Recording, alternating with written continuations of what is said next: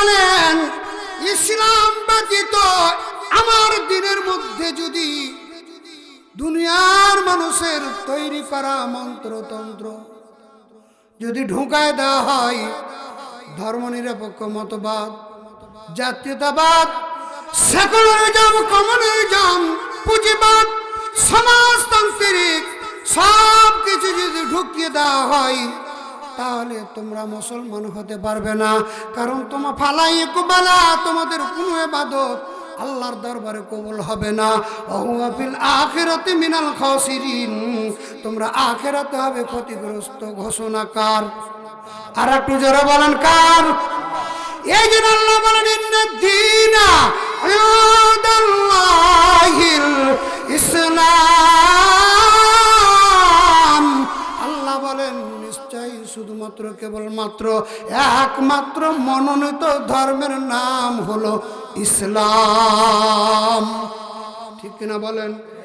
আমি আপনাদেরকে বলি, ইসলামের মধ্যে যদি আপনি ইসলামও মানেন, ধর্মনিরপেক্ষ মতবাদও মানেন, ইসলামও মানেন, জাতীয়তাবাদীও মানেন, আপনি ইসলামও মানবেন, সেকুলারিজমও মানবেন, আপনি ইসলামও মানবেন, আপনি কমিউনিজমও মানবেন, আপনি ইসলামও মানবেন, পুঁজিবাদও মানবেন, আপনি ইসলামও মানবেন, সমাজতান্ত্রিক মানবেন, তাহলে আমি আপনাদেরকে আজকে একটা বিষয় বলি। আগামীকাল সকালবেলা যখন বাজারে যাবেন, একটা ব্যাগ নিয়ে যাবেন, একটা ব্যাগ নিয়ে যাইয়া বলবেন 1 কেজি চাউল দাও, ওই ব্যাগে নিবেন। আবার চলে যাবেন গমের দোকানে, গমের দোকানে যাইয়া বলবেন 1 কেজি গম দাও, 1 কেজি গম দোকানদার দিয়ে বলবে কোন ব্যাগে দিব, বলবো এই ব্যাগে দিয়ে দাও। এবার চলে যাবেন আপনি বেগুনের বাজারে, বেগুনের বাজারে যাইয়া বলবেন 1/2 কেজি বেগুন দাও, ব্যাগ কোনটা? এই যে চাউল এবং গমের ব্যাগ। আবার আপনি চলে গেলেন সরিষার তেলের দোকানে, সরিষার তেলের দোকানে যাইয়া ডাক দিয়ে বলবেন আপনি 250 সরিষার তেল দেন। 250 সরিষার তেল মাপার পরে বলবে কোথায় দিব, বলবে এই ব্যাগে দাও। এরপর আপনি চলে যাবেন কেরোসিনের দোকানে, কেরোসিনের দোকানে যাওয়ার পরে যে বলবেন 250 কেরোসিন তেল দাও। কেরোসিন তেল দেওয়ার পরে বলবেন কাতি নিবেন, বলবে এই ব্যাগে দিয়ে দাও। আচ্ছা বলেন তো দেখি, যেই ব্যাগে আপনি চাউল নিয়েছেন, গম নিয়েছেন, ওই ব্যাগে আপনি বেগুনও নিয়েছেন, আপনি ওই ব্যাগে সরিষার তেল নিয়েছেন, ওই ব্যাগে কেরোসিন তেল নিয়েছেন। আচ্ছা বলেন তো ওই ব্যাগের বাজার নিয়ে বাড়িতে আসলে বউ ঠিক থুবে? কথা বলেন না কেন? থুবে? ও বাবা, তোমার মাথাও নেই, মগজও নেই, কিচ্ছু নাই। ওই ব্যাগে কেরোসিন তেল, ওই ব্যাগে সরিষার তেল, ওই ব্যাগে গম, ওই ব্যাগে চাউল, ওই ব্যাগে বেগুন। এখন বলো তো দিকে কোনটা রান্না করবো আর কোনটা রাখবো, তুমি বলো। আচ্ছা বলেন তো চলবে নাকি? জোরে বলেন চলবে? তাহলে চলবে না। যেমন ইসলামের মধ্যে আমরা মুসলমান, আমরা কি? জোরে বলেন কি? মুসলমান। এই মুসলমানেরা এত অলস হয়েছে যে মুসলমানের পাশে সব কিছু নিয়ে চলে যাচ্ছে। মুসলমানের ঘুম ভাঙে না, মুসলমানের ঘুম ভাঙে না। কিন্তু বিজাতি যারা হিন্দু, বৌদ্ধ, খ্রিস্টান যত বিধর্মী আছে, সমস্ত বিধর্মী তারা ঘুম জাগিয়ে বসে আছে।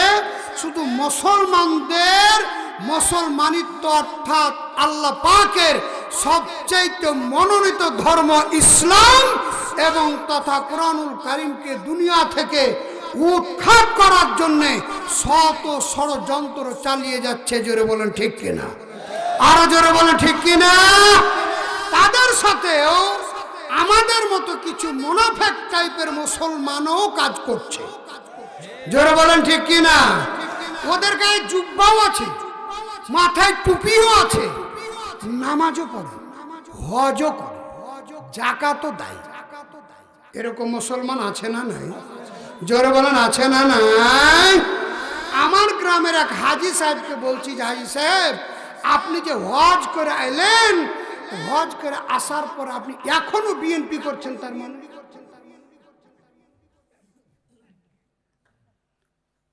বিএনপির লোক থাকলে রাগ করেন না। বিএনপি করেন যদি বিএনপির কর্মসূচিতে কোরআন থাকে। কথা বলেন না কেন?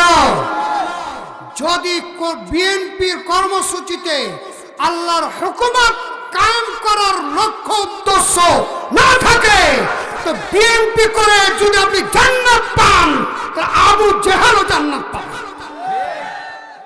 কারণ এটা জাতীয়তাবাদ, ইসলামে নাই, হারাম। এবার আসেন, সত্য একটা মিথ্যা কথা বলছি না। এরপরে আসেন, আমার মাদ্রাসার সভাপতি তিনি এক চিল্লা দিয়ে কয়েকদিন আগে বাড়ি আসলো। আমি তাকে বললাম আপনি এক চিল্লা দিলেন ভালো, টুঙ্গিতে লেগে গেছে মারামারি, 4 জন চলে গেছে। ইন্না লিল্লাহি ওয়া ইন্না ইলাইহি রাজিউন। আবার দেখেন কি আল্লাহ মুসিবত দেয়, টুঙ্গির পাশে এখন আগুন জ্বলছে। আল্লাহ হেফাজত করেন, বলেন আমিন। আমি আমার সভাপতিকে বললাম যে আপনি যে এক চিল্লা 40 দিন সময় পার করে আসলেন, আচ্ছা বলেন তো আপনার মাথা থেকে কি নৌকা নেমেছে? ও বলছে হুজুর আমি ওভাবে নৌকা করি না। চিন্তা করেছেন? ওভাবে করি না, বেটারা করে, বেটারা করে। আল্লাহর কসম করে বলি, আপনি যদি আওয়ামী লীগ করেন অসুবিধা নাই, কিন্তু আওয়ামী লীগের কর্মসূচিতে থাকা লাগবে আল্লাহর কোরআন। আল্লাহর কোরআন যদি আওয়ামী লীগের কর্মসূচিতে থাকে, তাহলে আপনি আওয়ামী লীগ করবেন, কোনো আপত্তি নাই, হারামও নয়। আর যদি ওই আওয়ামী লীগের কর্মসূচিতে কোরআন না থাকে, তাহলে আওয়ামী লীগ করে আপনি জান্নাতে দতি যেতে পারবেন না, পারবেন না। আপনি 1 চিল্লা 2 চিল্লা কেন রে, আপনি মৃত্যুর আগ পর্যন্ত যদি বাংলাদেশ ভারত সফর করে আসেন, এরপরে যদি আপনি নৌকার যদি আওয়ামী লীগ না ছাড়েন, আপনি যদি জান্নাত পান, তাহলে আবু সুফিয়ানও জান্নাত পাবে। কারণ হলো ধর্ম নিরপেক্ষ মতবাদ। এই ধর্ম নিরপেক্ষ মতবাদ ইসলামে হালাল না হারাম? কথা বলেন না কেন? তাহলে আপনি ধর্ম নিরপেক্ষ মতবাদকে লালন করে আপনি হজ করবেন, যাকাত দিবেন, নামাজ পড়বেন, মাথায় পাগড়ি পরবেন, গায়ে জুব্বা পরবেন, আর বলবেন আমি মুসলমান। না না না, আপনি মুসলমান হতে পারবেন না, কারণ এটা আল্লাহর ঘোষণা। জোরে বলেন ঠিক কিনা? এরপরে আসেন, আমার আল্লাহ রাব্বুল আলামিন বলেন ওয়া মান ইয়াবতাগি গায়রাল ইসলামি দীনান ফালাই ইকবালা মিনহু ওয়া হুয়া ফিল আখিরাতি মিনাল খাসিরিন।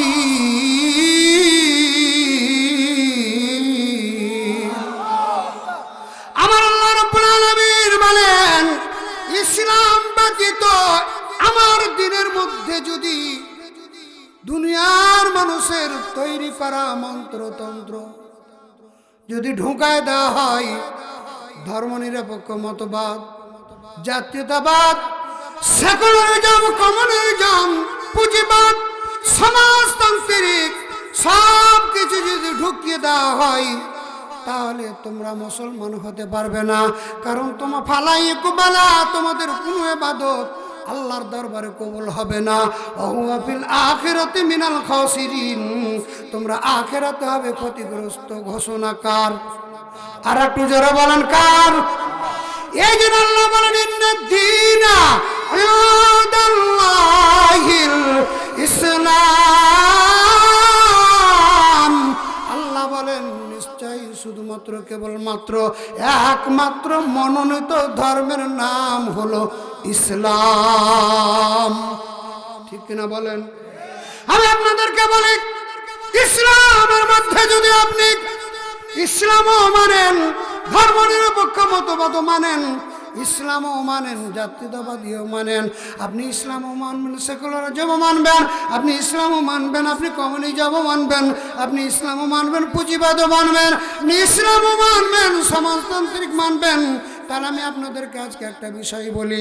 আগামীকাল সকালবেলা যখন বাজারে যাবেন একটা ব্যাগ নিয়ে যাবেন, একটা ব্যাগ নিয়ে যাইয়া বলবেন 1 কেজি চাউল দাও, ওই ব্যাগে নিবেন। আবার চলে যাবেন গমের দোকানে, গমের দোকানে যাইয়া বলবেন 1 কেজি গম দাও, 1 কেজি গম দোকানদার দিয়ে বলবে কোন ব্যাগে দিব, বলবো এই ব্যাগে দিয়ে দাও। এবার চলে যাবেন আপনি বেগুনের বাজারে, বেগুনের বাজারে যাইয়া বলবেন 1/2 কেজি বেগুন দাও, ব্যাগ কোনটা, এই যে চাউল এবং গমের ব্যাগ। আবার আপনি চলে গেলেন সরিষার তেলের দোকানে, সরিষার তেলের দোকানে যাইয়া ডাক দিয়ে বলবেন আপনি 250 সরিষার তেল দেন। 250 সরিষার তেল মাপার পরে বলবে কোথায় দিব, বলবে এই ব্যাগে দাও। এরপর আপনি চলে যাবেন কেরোসিনের দোকানে, কেরোসিনের দোকানে যাওয়ার পরে যে বলবেন 250 কেরোসিন তেল দাও। কেরোসিন তেল দেওয়ার পরে বলবেন কাতি নিবেন, বলবে এই ব্যাগে দিয়ে দাও। আচ্ছা বলেন তো দেখি, যেই ব্যাগে আপনি চাউল নিয়েছেন, গম নিয়েছেন, ওই ব্যাগে আপনি বেগুনও নিয়েছেন, আপনি ওই ব্যাগে সরিষার তেল নিয়েছেন, ওই ব্যাগে কেরোসিন তেল নিয়েছেন। আচ্ছা বলেন তো ওই ব্যাগের বাজার নিয়ে বাড়িতে আসলে বউ ঠিক থুবে? কথা বলেন না কেন? থুবে? ও বাবা, তোমার মাথাও নেই, মগজও নেই, কিচ্ছু নাই। ওই ব্যাগে কেরোসিন তেল, ওই ব্যাগে সরিষার তেল, ওই ব্যাগে গম, ওই ব্যাগে চাউল, ওই ব্যাগে বেগুন। এখন বলো তো দিকে কোনটা রান্না করবো আর কোনটা রাখবো, তুমি বলো। আচ্ছা বলেন তো চলবে নাকি? জোরে বলেন চলবে? তাহলে চলবে না। যেমন ইসলামের মধ্যে মতবাদ আর জাতীয়তাবাদ, সেকুলারিজম, এই সমস্ত মানুষের তৈরি করা মন্ত্রতন্ত্র যদি এক ব্যাগে ঢুকান আর ওই ব্যাগে যদি ঢুকান নামাজ, রোজা, হজ, যাকাত, চলবে? কথা বলেন চলবে? আল্লাহ যেমন দুনিয়াতে ব্যাগ বাড়িতে নিয়ে যে আপনার বউ ঠিক রাখবে না, আপনি ওই সমস্ত বাজে কাজগুলোর সাথে ইসলামকে মিশ্রিত করার পরে আল্লাহর কাছে যাওয়ার পর আল্লাহর ফেরেশতা বলবে আয় এদিকে। এই মাঠ পুঁঠিমারি মাঠ, এই মাঠের গল্প ছোটকালে শুনেছি, সত্য মিথ্যা আমি জানি না। সকালবেলা চলে এসছে ওই নাঙ্গল চাষ করার জন্য জমিতে, আর বাড়ি থেকে লাহারি নিয়ে আসার সময় রুটি নিয়ে ওকে লেগেছে খিদা, উপায় নেই, বলছে তাড়াতাড়ি আই। ও বলছে পিঠের চামড়া থিবে না, ভাগ। আল্লাহ রাব্বুল আলামিনের ফেরেশতা বলবে আয়। আচ্ছা বলেন তো ফেরেশতা যদি বলায় আপনারা কি পালাইতে পারবেন? কথা বলেন পারবেন? পালাইতে পারবেন না। সেদিন ফেরেশতার ডান্ডা বেড়ি খাইতে খাইতে আমাদের জীবন শেষ হয়ে যাবে। আমরা দুনিয়াতে ক্ষতিগ্রস্ত হব, আখিরাতেও ক্ষতিগ্রস্ত হব। এই জন্য ভাইরা আমার, বন্ধুরা আমার, সময় লম্বা করব না, অল্প সময় কোরআন থেকে কিছু কথা বলবো। আজকে আপনাদেরকে ওয়াদা নিতে হবে। এখন আপনি প্রশ্ন করতে পারেন যে হুজুর আওয়ামী লীগও করবো না, বিএনপিও করবো না, তাহলে করবো কোনটা? প্রশ্ন আছে তো? নাই? আছে না নাই? যারা বলেন আছে না নাই? আমার আল্লাহ রাব্বুল আলামিন বলেন ফালইউকাতিল ফি সাবিলিল্লাহিল্লাযীনা ইয়াশরুনাল হায়াতাদ দুনিয়া বিল আখিরাহ। আল্লাহ রাব্বুল আলামিন বলেন তারাই আমার রাস্তায় সংগ্রাম করার যোগ্যতা রাখে যারা এই দুনিয়ার জীবনকে আখিরাতের জন্য আমি আল্লাহর কাছে বিক্রি করে দেয়। জোরে বলেন সুবহানাল্লাহ। এই দুনিয়ার জীবনটাকে আখিরাতের বিনিময়ে আমাদেরকে বিক্রি করে দিতে হবে। কি করে দিতে হবে? জোরে বলেন কি করে দিতে হবে? বিক্রি করে দিতে হবে। আল্লাহর জমিনে আল্লাহর দ্বীন বাস্তবায়ন করার যোগ্যতা তারাই রাখে যারা এই দুনিয়ার জীবনকে আখিরাতের বিনিময়ে বিক্রি করে দিবে। বিক্রি করবেন কি? ভাইরা আমার, বন্ধুরা আমার, বিক্রি করে দেওয়ার পরে যোগ্যতা অর্জন করবেন। আমি আপনাদেরকে বলি সময় লম্বা নিব না, অল্প সময়ের মধ্যে আমি আপনাদের কাছ থেকে বিদায় নিয়ে চলে যাব। এখন বাজে একবারে 11টা 10, আর মাত্র 50টা মিনিট যদি কথা বলি, আপনারা কি থাকবেন না চলে যাবেন? আরো জোরে বলেন থাকবেন না চলে যাবেন? অতএব কারা কারা থাকবেন একটু আল্লাহকে দেখান তো দেখি। নারে তাকবীর! হাত নামান ভাইরা আমার, বন্ধুরা আমার। আমরা তো ওই হুজুর না 60,000 টাকা কন্ট্রাক্ট করে এসে চেয়ারে বেশি বলবো জান বাঁচে না, অসুস্থ। কথা বলেন না কেন? জোরে বলেন ঠিক কিনা? 1 ঘন্টা কথা বলবেন না, টাকা ৭০,০০০ গনেলে চলো। কথা বলেন, এই জোরে বলেন, কথা বলেন। এই সমস্ত ৬০, ৭০, ৮০, ১০০, 1 লাখ টাকার হুজুরকে ডাকেন, ডাকা বলেন যে তোকে 1 লাখ তারও বেশি দেবে, ডাকেন। ডাকার পরে ওয়াজ করে যেটি অ্যাডভান্স দিয়েছিলেন ওইটিও ঘুরিয়ে এলে না খাইয়া বিদায় করেন। কথা বলেন না কেন? ওকে না খাইয়া বিদায় করেন, সাইজ করেন, কন্ট্রাক্ট কমে যাবে। কন্ট্রাক্ট কি হবে? কমে যাবে। এ বাংলাদেশের জমিন নয়, সারা পৃথিবীতে এমনও মুফাসসির এখনো তৈরি হয়নি যে মুফাসসির ইন্টারন্যাশনাল বিশ্ববরণ্য আলেম দ্বীন আল্লামা দেলোয়ার হোসেন সাঈদ রাহিমাহুল্লাহ। জোরে বলেন ঠিক কিনা? আর জোরে বলেন ঠিক কিনা? তিনার ইতিহাসে দেখেছেন কোনোদিন 1 লাখ টাকা কন্ট্রাক্ট করে এসেছিল? জোরে বলেন এসেছিল? কোনোদিন আসেনি। আমি গেছিলাম, আমি এই অক্টোবর, তার আগের মাস কি সেপ্টেম্বর মাসের আমি গেছিলাম 16ই সেপ্টেম্বরে। আমি আল্লামা সাঈদী সাহেবের সাঈদী ফাউন্ডেশন, তার বাড়ি জন্মস্থান সাঈদকালী ঘুরে এসে দেখেছি তার বাড়িটা একজন এমপি থাকার পরে তার বাড়ি নাই। চিন্তা করে দেখেছেন আপনি? টিন সেট উপরে একটা বাড়িও করেনি। আহা, আপনি চিন্তা করেছেন তিনি কি মানুষ ছিল? তিনি যখন নির্বাচন যেদিন পাস করে, যেদিন এমপি হন, তিনি সবাই ভোটে খালি উল্লাসিত করছে, আর উনি বাড়িতে এসে, আমি একবার সত্য কথা বলছি আপনাদের, আমি তথ্য একবারই নিজে যাইয়া দেখে শুনে এসছি স্থানীয় লোকের কাছে, বলছে যে উনি এমপি হয়ে গেছে, কিন্তু না, ভোট দিয়ে এসে তার মায়ের পা ধরে ঘরের ভিতরে শুধু কাঁদে আর ডাক দিয়ে বলে, মা তুমি আমার জন্য একটু দোয়া করো যেন আল্লাহ আমাকে বেজ্জতি না করে। আল্লাহ আকবার বলবেন না? রেজাল্ট হয়ে গেছে, সবাই আনন্দ মিছিল করার জন্য আল্লামা দেলোয়ার হোসেন সাঈদী সাহেবকে খোঁজাখুঁজি করে, বাড়ির সামনে হাজির হইয়া ডাক দিয়ে বলে, হুজুর আপনার রেজাল্ট হয়ে গেছে, আপনি এমপি হয়ে গেছেন, আসেন আমরা একটু আনন্দ মিছিল করি। আল্লামা দেলোয়ার হোসেন সাঈদী সাহেব বাইরে এসে ডাক দিয়ে বলছে, কিসের আনন্দ মিছিল? সবাই চলে যায় 2 রাকাত শুকরানা নামাজ আদায় করে আমার আল্লাহ রাব্বুল আলামিনের কাছে শুকরিয়া আদায় করো। ওর চাইতে বাংলাদেশে বিশ্ববরণ্য আলেম এখন সৃষ্টি হয়েছে? হবে? জোরে বলেন হবে? কোনদিন হবে কিনা আল্লাহ ভালো জানেন। জোরে বলেন ঠিক কিনা? সেই ব্যক্তিটি কোনোদিন কন্ট্যাক্ট করলো না মানুষের সাথে, এইরকম করলো না, সাঈদী সাহেবের সাথে মোসাফা করার জন্য কেউ ফেরত আসলো না। আর এখনকার 3 টাকার হুজুর হয়েছে কিনা ওর ঘরের ভিতরে বলে ঢোকা যাবে না। কথা বলেন না কেন? জোরে বলেন, কথা বলেন। আমি কোনো আলেমের বিপক্ষে কথা বলছি না, কিন্তু আমি বলতে বাধ্য এই জন্যেই যে এই সমস্ত হুজুর কোরআনের খেদমত করে না। ভাইরা আমার, বন্ধুরা আমার, এই জন্য আসুন, সময় লম্বা বেশি করবো না, মাত্র 30 থেকে 40 মিনিট কথা বলবো।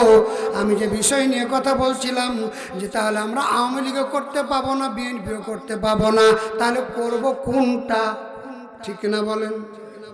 হাদিসে কুদসি আল্লাহর নির্দেশ, কার নির্দেশ? আল্লাহর নির্দেশ। আল্লাহ রাব্বুল আলামিন আমার আপনার হাবিব প্রিয় নবী মুহাম্মদুর রাসূলুল্লাহ সাল্লাল্লাহু আলাইহি ওয়াসাল্লামকে নির্দেশ দিয়েছেন, হে নবী, পৃথিবীতে কোনো মানুষ যদি ইসলাম থেকে 1 বিঘত পরিমাণ যদি ইসলাম থেকে সরে যায়, তাহলে তার নামাজও কাজে লাগবে না, রোজাও কাজে লাগবে না। আল্লাহর নবীর সাহাবীরা ডাক দিয়ে বললেন, নবীজি, ওই ব্যক্তি যদি নামাজ পড়ে, রোজা করে, হজ করে, যাকাত দেয়, বলছে তার নামাজও কাজে লাগবে না, রোজাও কাজে লাগবে না, হজও কাজে লাগবে না। আমি আপনাদেরকে বানিয়ে কথা বলছি না, এ ভাইরা আমার, বন্ধুরা আমার। তাহলে আল্লাহ রাব্বুল আলামিন নির্দেশ দিচ্ছেন, 1 বিঘত পরিমাণ যদি ইসলাম থেকে তার রশি খুলে পড়ে যায়, তাহলে সে মুসলমান থাকতে পারে না। আচ্ছা বলেন তো, আমাদের সমাজে 1 বিঘত তো দূরের কথা, 4-5 হাত ইসলাম থেকে দূরে। কি কথা বলেন না কেন? আমি নামাজ পড়ি, আমার স্ত্রী নামাজ পড়ে না, আমি নামাজ পড়ি, আমার ছেলে নামাজ পড়ে না, আমি নামাজ পড়ি, আমার মেয়ে নামাজ পড়ে না। একেবারে সত্য কথা বলছি, কাসারহাট বাজারে আমি প্রায় সব সময় থাকি। ওই জায়গায় কিন্তু একদিন এশার নামাজ পড়তে যাইতে যাইতে ওই মসজিদ, বাজার মসজিদের সভাপতি আলহাজ মুজিবুর রহমান, উনি কিন্তু শুধু নামাজই পড়ে। আমি বললাম, হাজি সাহেব আপনার কপাল কত ভালো যে আপনি হজ করেছেন, আর হজ করার পরে আপনি মসজিদের সভাপতিও হয়ে গেছেন, আর আপনি শুধু 5 ওয়াক্ত নামাজ পড়েন। আপনার কপালে দিচ্ছি কালো দাগ, কিন্তু আপনার যে একটা ছেলেও কোনোদিন নামাজ পড়ে না, আপনার কপাল কত ভালো। মিথ্যা কথা বলছে না, সত্য। এরপরে বলছে, হুজুর কি করবো বলেন, বেটারাকে কিছু বলতে পারি না, বড় হয়ে গেছে, চাকরি করছে। আমি বলবেন কেন, আপনার বেটা মাসে প্রতি মাসে আপনাকে 5,000 করে টাকা দেয়, আর আপনি বাজারে বাজারে ঘুরেন আর ইসলামের জড় কাটেন। বাস্তব কথা বলছে আপনাকে। এমন মানুষ আছে আমার গ্রামের এক হাজি সাহেবকে, এই হাদিসটা আমার মোবাইল থেকে একবার ডাইরেক্ট পড়ে শোনার পরও উনি মানতে পারেনি, মানেনি। আমি ডাইরেক্ট এখানে আমার মোবাইলে আছে হাদিসটা, আমি তাকে হাদিসটা ডাইরেক্ট পড়ে শোনাচ্ছি তর্জমাটা। শোনার পর ও বলছে যে ছাড়ো ওগুলা। আপনি চিন্তা করেছেন? এবার আমার বন্ধুরা আমার, এবার দেখেন তো দেখি, আবার ওই হাজি সাহেবকে আর একদিন বলছি, আপনার কত কপাল ভালো, আপনি যেদিন মরে যাবেন জানাজা পড়াবে আমার মতন হুজুরা। আপনার 3টে ছেলে, একটা ছেলে প্রফেসর, একটা থাকে ঢাকায়, আর একটা যেন কি ইঞ্জিনিয়ার। আপনার ওই জানাজাতে এই যে আমাদের বাংলাদেশে জাফরুল্লাহ মারা গেছিল, ডাক্তার জাফরুল্লাহ, ওর বেটা একটা জানাজা, ওর বাপের দাঁড়িয়ে মনে হয়েছে বান্দর দাঁড়িয়ে আছে। কথা বলেন না কেন রে ভাই? মানে যে বানর দাঁড়িয়ে আছে, বাপ মরে গেছে, ওর লাশ একবারে জানাজা পড়বে, আর ও খাড়ি আছে ঝাবড়া চুল দিয়ে। আমি একটা মিথ্যা কথা বলছি নাকি? হ্যাঁ, কথা বলেন দেখে না, ওই ঝাবড়া চুল দিয়ে মনে হয়েছে যে একবারে ওই যে ইয়ার গান করতো আপনারা, আয়েব বাচ্চু চিনেন আপনারা? আয়েব বাচ্চুর মধ্যে ঝাবড়া চুল দিয়ে হার বানর খাড়ি আছে। ওই সমস্ত সন্তান বাপের জানাজা পড়াতে পারে না, আমার আপনার মতো হুজুর দিয়ে জানাজা পড়াবেন। আপনার কপাল কত ভালো, ভালো লয়? এ ভাই আমার বন্ধুরা আমার, আমি যে বিষয়টি বলছিলাম, তাহলে আল্লাহ রাব্বুল আলামিন নির্দেশ দিয়েছেন আল্লাহর নবীকে, নবীজিকে পৃথিবীর মানুষকে 5টা জিনিসের বিষয় আগে বলে দাও। আল্লাহর নির্দেশ 1 নম্বর হলো আগে মুসলমান, অর্থাৎ মুসলমান যদি হতে চায় তাহলে তাকে জামাতবদ্ধ হতে হবে।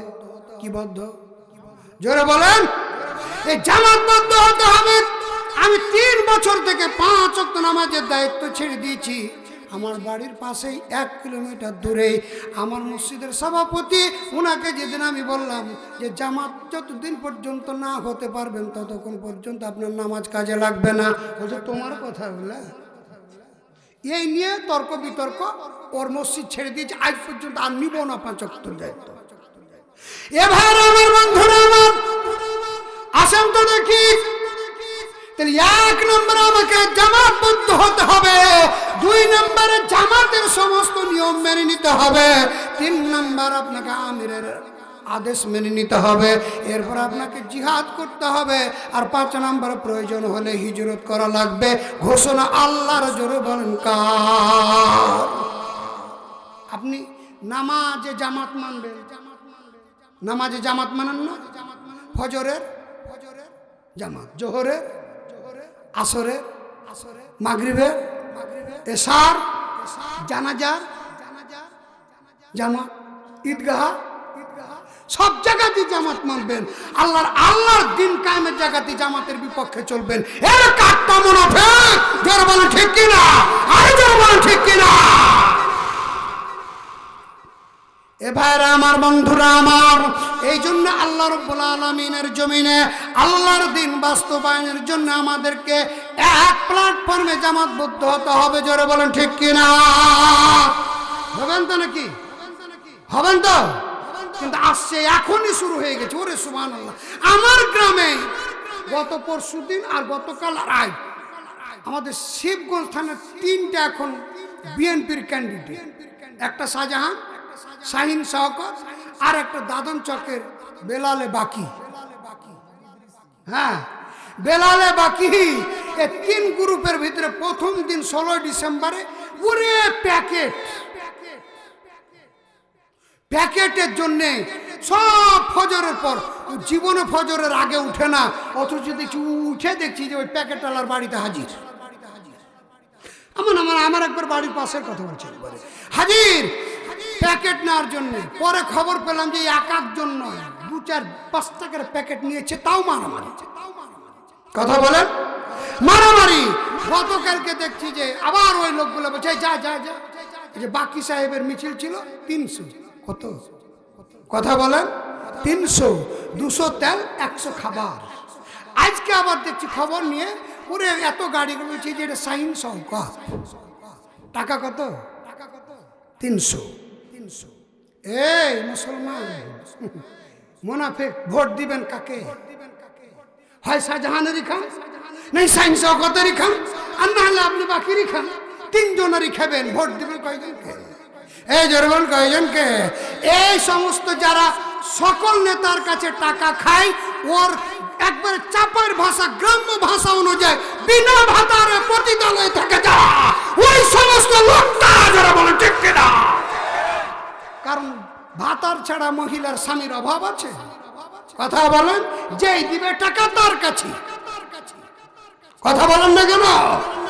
আমি চ্যালেঞ্জ করে বললাম, আপনি 500 প্যাকেট আওয়ামী লীগের 400 লোক আপনি একটু জুটিয়ে দিতে পারেন। কি জুড়াতে পারবেন? 400 প্যাকেট 300 লোক বিএনপির, জুটিয়ে দেন তো। পারবেন? পারবেন না।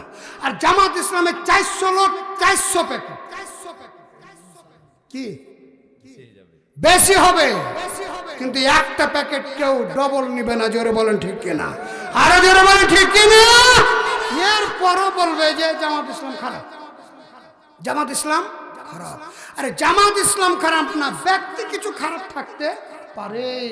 কারণ আল্লাহ নবীর পিছন কাতারে সাহাবী আব্দুল্লাহ বিন উবাই বিন সুলুল।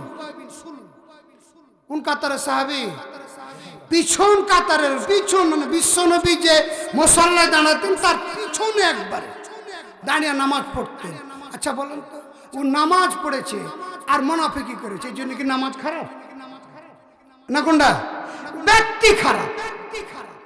জামাত ইসলামের মধ্যে কিছু মুনাফিক আছে, থাকতে পারে না, এটা কথা বলছি না, কিন্তু ব্যক্তি খারাপ। কিন্তু জামাত ইসলাম করতে হবে নির্দেশ কার? আরো জোরে বলেন কার? আল্লাহর নির্দেশ আমরা মানবো তো ইনশাআল্লাহ। জোরে বলেন মানবো তো? তাহলে আগামীতে ইসলামের পক্ষেই আমাদেরকে রায় দিতে হবে। জোরে বলেন ঠিক কিনা? আরো জোরে বলেন ঠিক কিনা? এই কত দেখলেন আর কত গেলেন। এবার একটা স্লোগান থাকতে হবে, স্বৈরাচার পালিয়েছে, ঠেকাও বিএনপি। কথা বলেন না কেন? কথা বলেন না কেন? যদি হুচুলে বাঙাল, আমরা তো বাঙালি, জোরে বলেন ঠিক কিনা? গোলাম রাব্বানীর পল্লী বিদ্যুৎ আন্দোলনে কি হয়েছিল জানেন? পল্লী বিদ্যুৎ আন্দোলন কি, গোলাম রাব্বানী কত বড় জনপ্রিয় নেতা ছিল, বাঙালি হুচুলে হলো, জোরে বলেন ঠিক কিনা? দিয়ে একবার পল্লী বিদ্যুৎ একবার ঘেরাও করে দিলে জয়লাভ করেছিল, জয় হয়নি গোলাম রাব্বানী? তা আমরা যদি বলি পালিয়েছে স্বৈরাচার, ঠেকাও এখন। যদি এই কথার বদলাতে যদি মানুষের সেন্টিমেন্ট ঘুরে গিয়ে যদি বাংলাদেশে আল্লাহর হুকুমত কায়েম হয়ে যায়, ভালো না খারাপ? জোরে বলেন ভালো না খারাপ? এই জন্য আপনাদেরকে ঐক্যবদ্ধ হতে হবে, ঐক্যবদ্ধ হতে হবে। বাংলার জমিনে কোনো বাতিল, কোনো জালেম যেন আর না আসে। জোরে বলেন ঠিক কিনা? আর জোরে বলেন ঠিক কিনা? আমি আপনাদেরকে প্রমাণটা করে দিই বাতিল কেন বলছি। 1971 থেকে 2024 এদেশের মাটিতে যারা ক্ষমতায় এসছে তারা সবাই নামে মুসলমান। কথা বলেন না কেন? নামে প্রত্যেক সূত্রে মুসলমান। এ বাংলার জমিনে বলেন তো আমরা মুসলমান? একবার কালেমাটা পড়েন তো মধুর সুর দিয়ে সবাই, লা ইলাহা ইল্লাল্লাহু মুহাম্মাদুর রাসূলুল্লাহ সাল্লাল্লাহু সাল্লাম। তাহলে লা ইলাহা ইল্লাল্লাহ এরপরে কি বলবেন? সবাই বলেন কি বলবেন? মুহাম্মাদুর রাসূলুল্লাহ। তাহলে একজন ব্যক্তি, বেঈমান ব্যক্তি যদি ঈমান আনতে চাই তাহলে কালেমা পড়া লাগবে। জোরে বলেন ঠিক কি না? তাহলে কালেমা পড়ার সময় যদি বলে লা ইলাহা ইল্লাল্লাহ, যদি বলে নেই কোনো মাবুদ আল্লাহ ছাড়া, নেই কোনো মাবুদ আল্লাহ ছাড়া, নেই কোনো বিধানদাতা, আইনদাতা, রিজিকদাতা, সব কিছুর মালিক যিনি, তিনার নাম হলো আল্লাহ। লা ইলাহা ইল্লাল্লাহ পর্যন্ত পড়েন, রাসূলুল্লাহ ছেড়ে দেন, আপনি কি ইমানদার হতে পারবেন? কথা বলেন, হতে পারবেন না।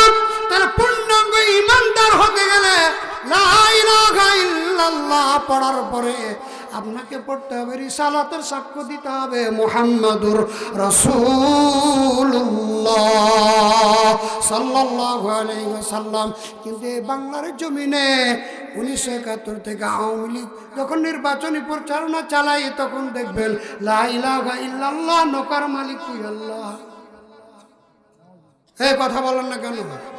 ওর কইলে কত বড়, ওর সাহস কত বড় যে লা ইলাহা ইল্লাল্লাহ আল্লাহ কালেমা যেদিন লিখবেন আর সাজিমের উপরে, সেদিন লা ইলাহা ইল্লাল্লাহ লেখার পরে আল্লাহর কলম থেমে গেল। আল্লাহু আকবার বলেন। কার নাম লিখবে রে? কার নাম লিখবে আমার সাথে? আল্লাহ রাব্বুল আলামিন तमाम পৃথিবীর সৃষ্টিকর্তা, তিনি লা ইলাহা ইল্লাল্লাহ লিখতে যাওয়ার পরে কলম থেমে গেল। এরপরে আবার চিন্তা করে, আল্লাহর চিন্তা করা লাগে না, ভাবনাও করা লাগে না। এরপরে কলম থামার পরে মুহাম্মাদুর রাসূলুল্লাহ লিখলেন। আর আমাদের বাংলাদেশে 1971-এর পর থেকে ডাইরেক্ট লেখে লা ইলাহা ইল্লাল্লাহ, নৌকার মালিক তুই আল্লাহ। বলেন তো এ কি মুসলমান? কথা বলেন না কেন? এরপরে লেখে লা ইলাহা ইল্লাল্লাহ, ধানের শীষের মালিক তুই আল্লাহ, তারেক জিয়ার মালিক তুই আল্লাহ। আচ্ছা বলেন তো দেখি এরা কি মুসলমান? কথা বলেন না যে লা ইলাহা ইল্লাল্লাহ, নাঙ্গলের মালিক তুই আল্লাহ, এরকম গান বাজেনি? কথা বলেন। ওরে বাপরে, এখনই আপনাকে মোবাইলে দেখাতে পারবো এক দামড়ি মহিলা এবার নাচতে বলছে লা ইলাহা ইল্লাল্লাহ, তারেক জিয়ার মালিক তুই আল্লাহ।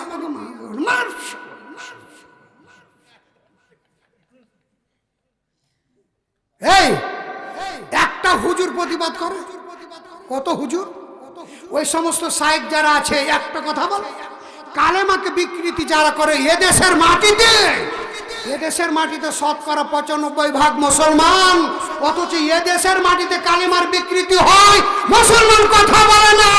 যারা বলে ঠিক কিনা? আর বলে ফিলিস্তিনের কি হলো? ফিলিস্তিনের কি হলো? তোর দরকার কি? ফিলিস্তিনের কি হলো? যারা বলে ঠিক কিনা? ইসরায়েলের কি হলো? সিরিয়ার কি হলো? ভারতের কি হলো? তোর দেখার কি দরকার? তোর বাংলাদেশে কালেমা কেলে বিকৃতি করছে ওই সমস্ত নাস্তিক মুরতাদ, ওই সমস্ত ভারতের পাঁচটা গোলাম, আর মুসলমান টুপি মাথায় দেয় হুক্কুর হুক্কুর করে।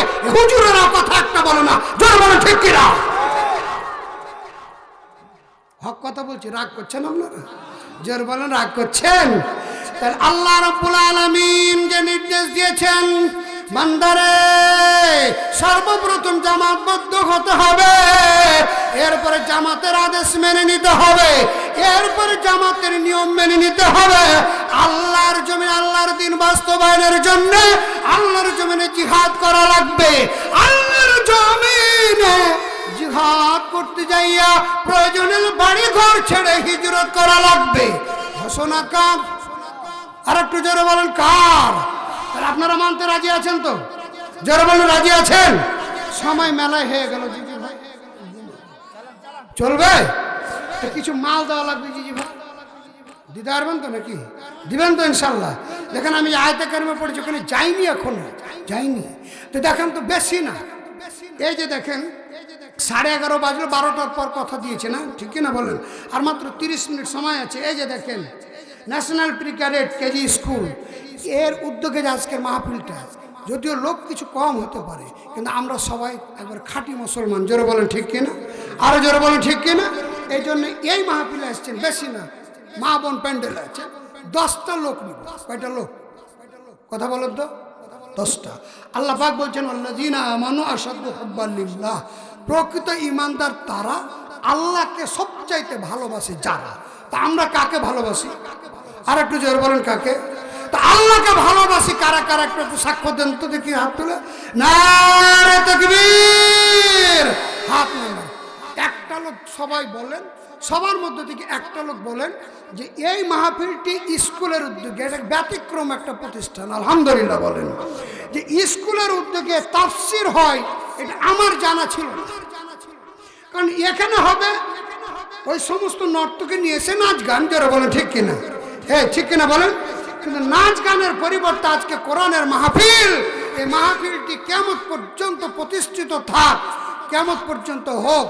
আমার চাইতে বড় বড় ওলামায়ে কেরাম এসে কোরআন এবং হাদিসের একবার তথ্যবহল আলোচনা আপনাদেরকে বলুক, জানাক, দাওয়াতি কাজ চলুক।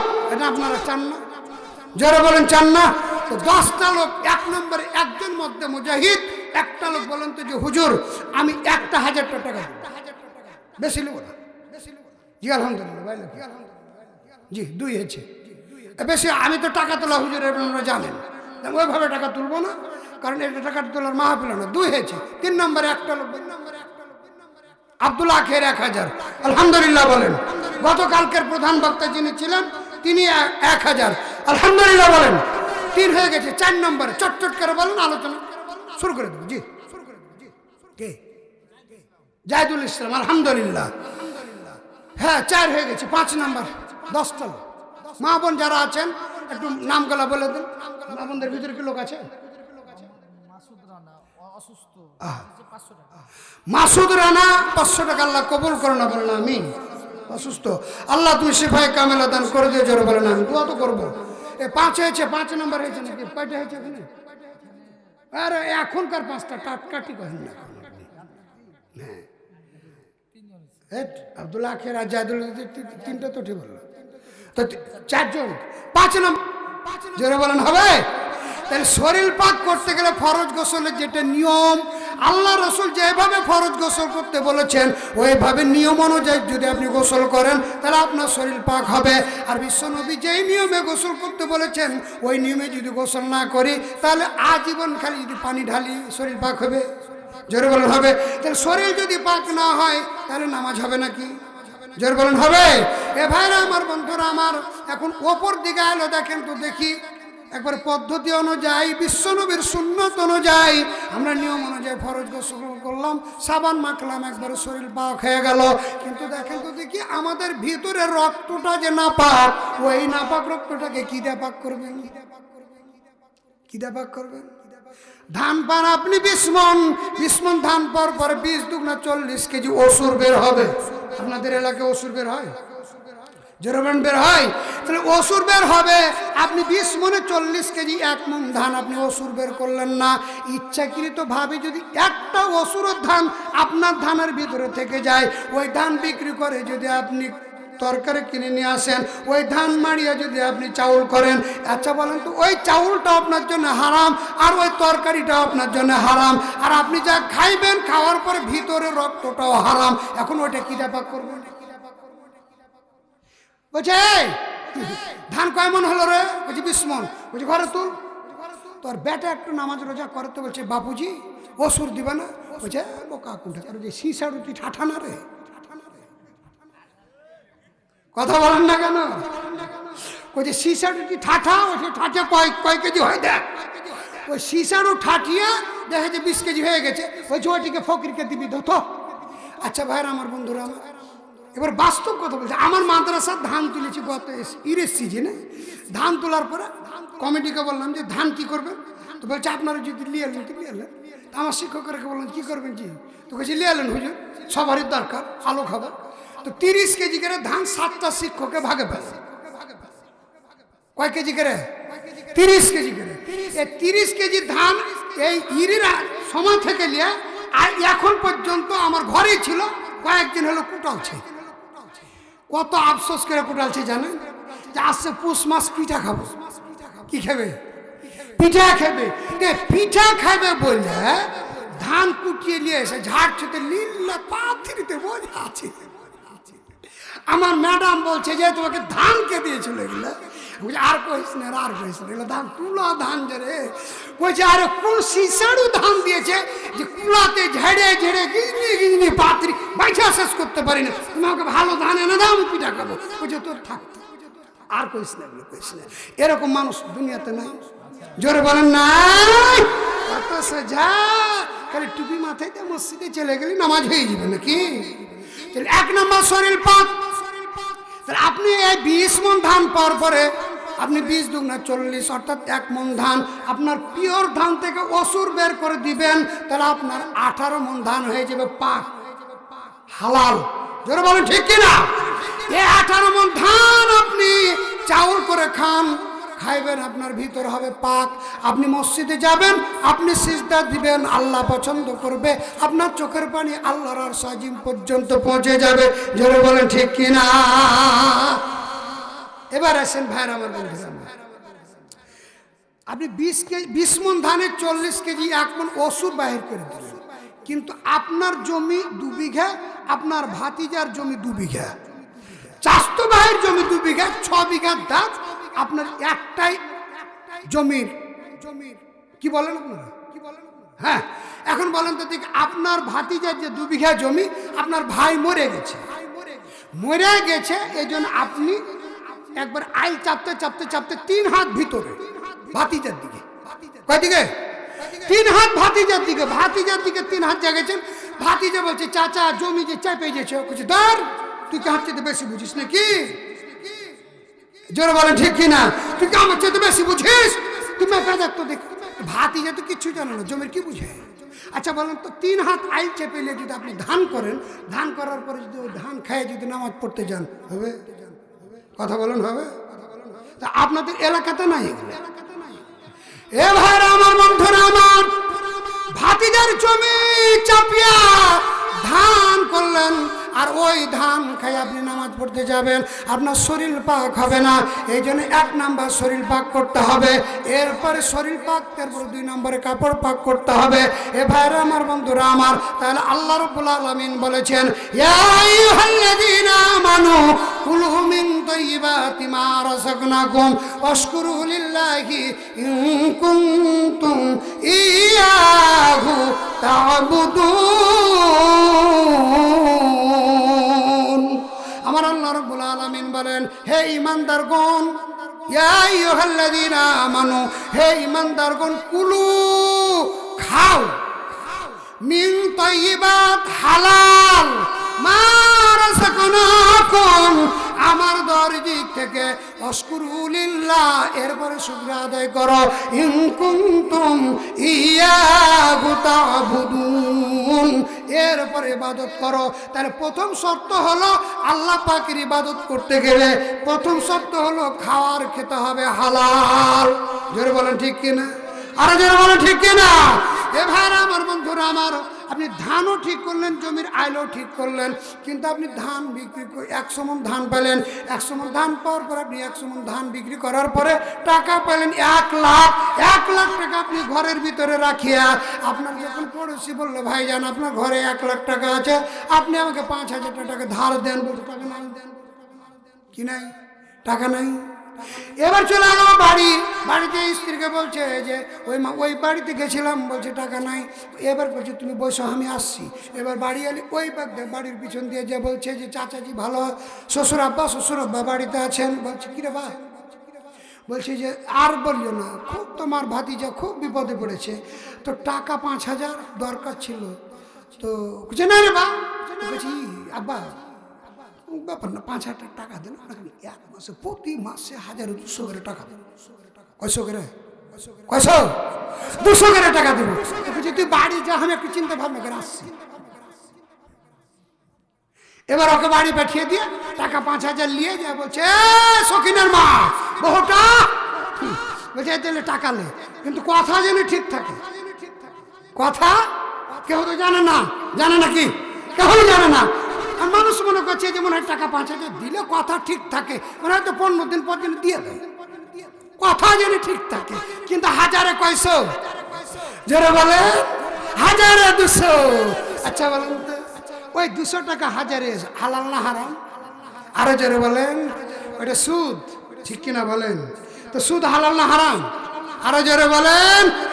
এই বাংলাদেশে জনতা ব্যাংকে চাকরি করলে বলে যে অফিসার, আর এনজিওতে চাকরি বলে সুদখোর। কথা বলেন।